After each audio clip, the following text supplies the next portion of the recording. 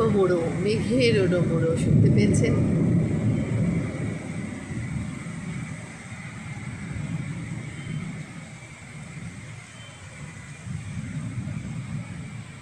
বৃষ্টি বৃষ্টি বৃষ্টি করে হাহাকার করছিলাম, মেঘের গর্জন শুনে ভয় লাগছে।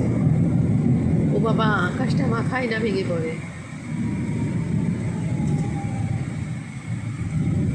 খুব ভালো হতো এই বৃষ্টিতে একটু গা ভিজাতে পারলে, কিন্তু আসলে আমার ঠান্ডা লেগে গেছে।